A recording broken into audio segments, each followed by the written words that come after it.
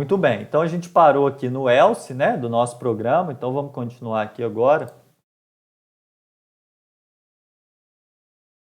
Ótimo. Agora a gente vai precisar testar duas condições ao mesmo tempo, porque em programação não tem como eu falar assim, por exemplo, verifica se o salário está entre 1.000 e 2.000.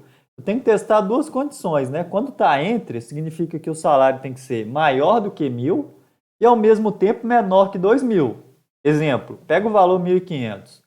1.500 ele é maior do que 1.000, é verdade?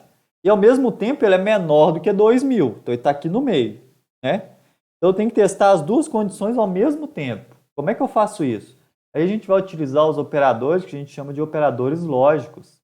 Eu não lembro aqui agora se tem sistemas digitais ou sistemas lógicos na grade de vocês.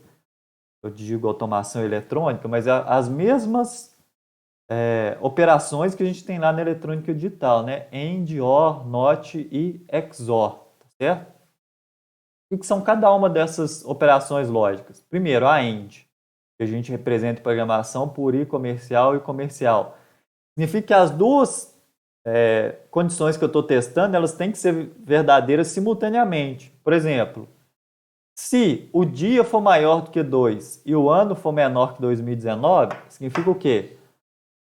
A variável dia ela tem que ser maior do que 2 e o ano tem que ser menor que 2019. As duas condições ao mesmo tempo para essa expressão ser verdadeira.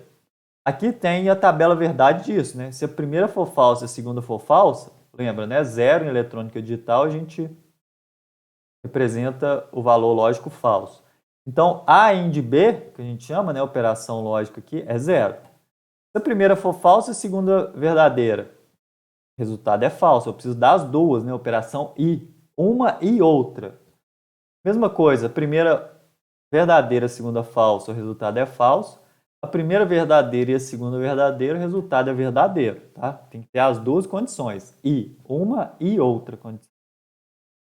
A gente tem também o operador ou, é quando pelo menos uma condição tem que ser verdadeira, ou se tem uma condição ou outra. Qualquer uma serve, tá certo? Exemplo, né? Eu já dei esse exemplo aqui em uma outra aula. Como é que uma pessoa é considerada independente perante a sociedade? Se ela ela é maior que 18 anos, ou se ela é emancipada, né? Qualquer uma das duas condições. Ah, eu tenho 20 anos, mas não sou emancipado. Ótimo, você atende a primeira condição, então você é considerado dependente. Ah, eu tenho 17 anos, mas sou emancipado. Beleza, você atende a segunda condição. Então, você também é independente. Ah, eu tenho 20 anos e sou emancipado. A mesma coisa. Né? Você atende às duas condições, então você é considerado dependente. Igual está mostrando na tabela aqui, ó. Apenas a condição que quando as duas condições forem falsas, o resultado também vai ser falso. Se a segunda condição for verdadeira, o resultado é verdadeiro. A primeira condição é verdadeira, o resultado é verdadeiro. E se as duas condições forem verdadeiras, né, então eu tenho aqui a condição de saída verdadeira também. Eu tenho um operador que é chamado XOR, que ele é representado aqui ó, pelo acento circunflexo, tá certo? Isso aqui é quando eu quero testar. Por que chama XOR? Porque X vem de exclusive, né? Então, exclusivo, OR. Então, ou exclusivo. Porque aqui em cima no ou, né, eu tenho uma ou outra condição. Se as duas forem verdadeiras ao mesmo tempo, ele aceita, ele dá verdadeiro. E se eu quiser testar apenas quando for uma ou outra? É do tipo, quando você vai escolher lá sexo, né?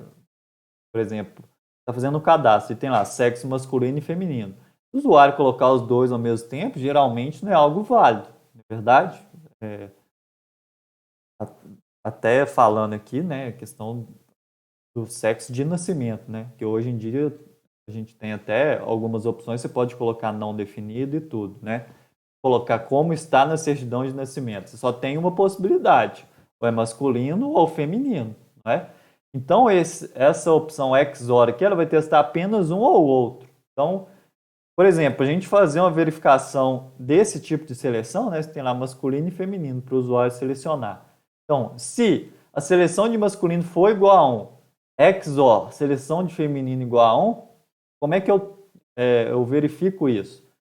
Se as duas tiver falsa, a saída é falsa, né? Então ele não selecionou nem masculino nem feminino. Então não selecionou nenhuma, a saída é falsa. Se a primeira condição é falsa e a segunda é verdadeira, significa que ele selecionou feminino. Então, tá ok, a saída é verdadeira. Se a primeira condição for verdadeira e a segunda condição for falsa, então a saída também é verdadeira, é um ou outro. Se ele selecionar os dois, masculino igual a 1 e feminino igual a 1, nesse caso a saída vai ser falsa, tá? Eu estou querendo saber se ele selecionou um ou outro exclusivamente. Daí o nome XOR. Os dois juntos não podem, tá? Então a saída aqui seria zero também. É assim que funciona a operação XOR. Ela é pouco usada geralmente, mas tá aí, a gente sabe que existe. E por último, o NOT, né, que é para inverter. Inverter o estado lógico, que é verdadeiro vira falso, que é falso vira verdadeiro.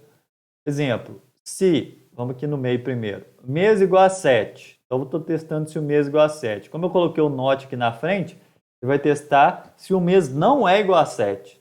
Seria igual colocar aqui, ó, mês diferente de 7, ok? Então esse não aqui na frente, esse ponto de exclamação, ele inverte o estado lógico, ok? Então agora dá para a gente implementar o restante do código, né? Então o nosso else, como é que ele vai ficar? Eu vou abrir chaves aqui porque eu tenho que testar mais condições, né? Então, se não for o salário menor que 1.000, né? O else aqui, eu vou ter que testar outra condição aqui dentro, olha só. Ah, se não for, tem mais duas condições, né? Ele pode estar entre 1.000 e 2.000 ou pode ser maior do que 1.000. Então eu vou testar. Se salário maior do que 1.000 e salário menor que 2.000, né? Então eu tenho que ter as duas condições ao mesmo tempo, para falar que está ali no meio da faixa.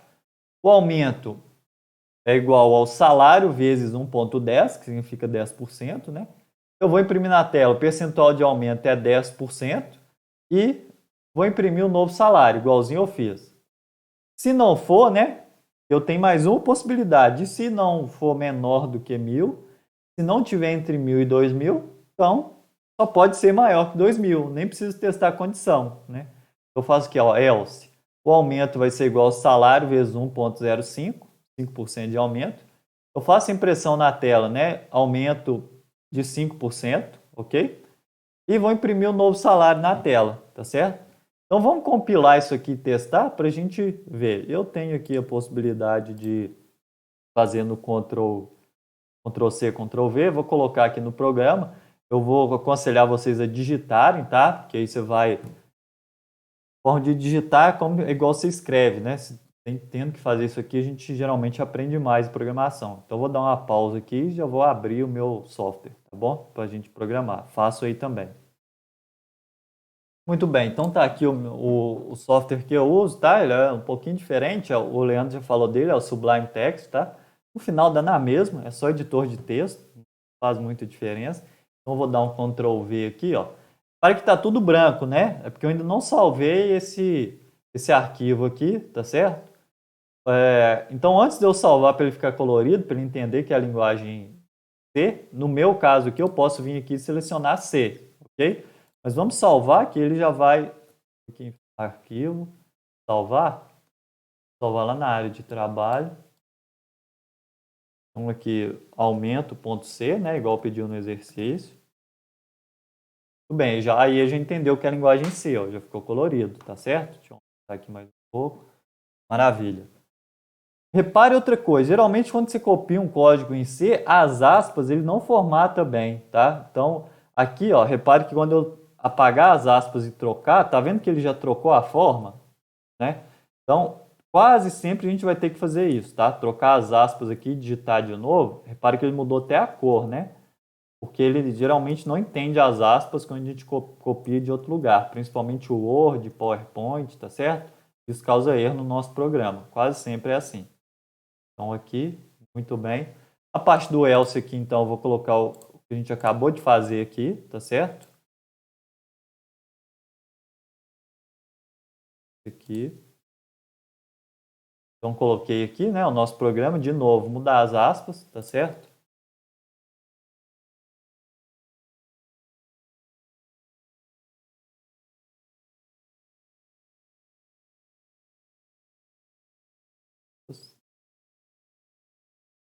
Aqui também. E aqui também. Muito bem. Então agora eu vou pedir para salvar, né? Vou pedir para ele compilar. No meu caso, eu venho aqui, dou um build. Vou mandar executar aqui. Ver o que vai aparecer.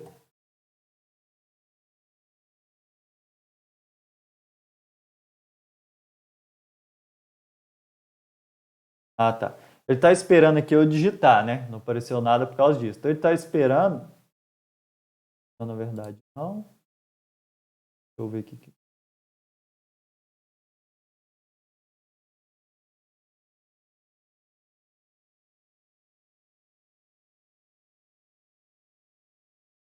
Deu permissão negada de acessar ao meu arquivo. Provavelmente foi o lugar que eu salvei. Vamos testar de novo aqui. Negado. Vamos salvar em outro lugar.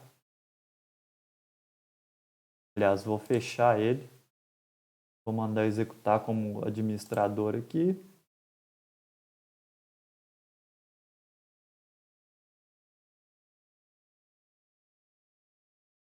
Abre o arquivo aqui agora. Abre o arquivo. Beleza. Agora vamos executar.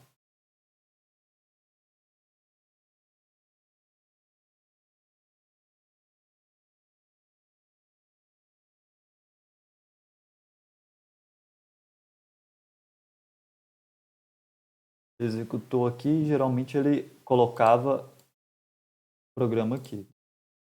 E build.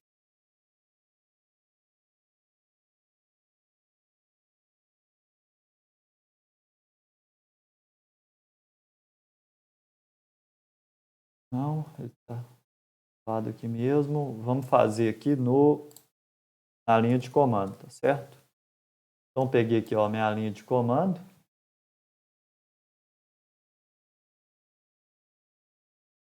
Então, o que eu vou fazer? Eu estou aqui no users Márcio, tá certo? Então, no Windows aí, eu vou dar um dir, comando dir aqui para mostrar os diretórios que eu tenho. Então, um dos diretórios é OneDrive, né? O meu arquivo está lá dentro, então eu vou fazer cd ponto barra, né? Como a gente viu lá para entrar aqui no OneDrive.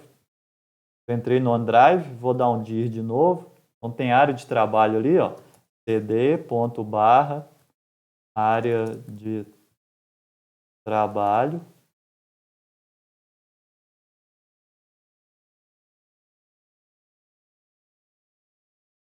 Eu entrei na área de trabalho, vou dar um dir de novo, né? Então, meu arquivo, cadê meu arquivo? Está aqui, ó, aumento.c. E como eu já compilei ele já tem o aumento.exe, tá certo? Vou mandar compilar ele de novo de qualquer forma. Então, aqui, para a gente compilar, né? gcc, o nome do arquivo, aumento.c, espaço "-o", porque é sempre assim, e o nome do arquivo que eu quero, aumento. Ele vai ter que gerar permissão negada porque ele está aberto aqui, ó. Então, deixa ele aqui. Vou apertar para cima, vamos de novo. Ótimo. É bom que a gente viu aí algumas formas de fazer errado, né? Agora vocês sabem o que pode acontecer. Ele não compilou porque o arquivo estava aberto em outro lugar. Agora eu vou falar, executa para mim o aumento, né? Então apareceu aqui, ó, digite seu salário, tá certo? Então, agora eu vou digitar o salário, por exemplo, R$900. Tem que entrar naquela condição de menor do que 1.000, tá certo? Então, o percentual de aumento é 15%, como a gente viu, e com 15% de 900, o salário vai ficar 1.035. Olha que ele colocou várias casas aqui depois da vírgula, né? Vamos executar de novo e testar as outras condições. Então, se o salário for 1.500, tem que dar 10% de aumento. Deu 10%, ficou 1.650. E por último, vamos executar o aumento de novo. Se o salário for, por exemplo, 3.000, né, que é maior que 2.000, tem que dar 5% de aumento. 5% de 3.000 é 150, então mostrou aqui 150. Claro que ele está colocando várias casas depois da vírgula, tá? No nosso próximo exercício, a gente vai ver como é que faz para alterar isso aqui, ok? Então, até lá.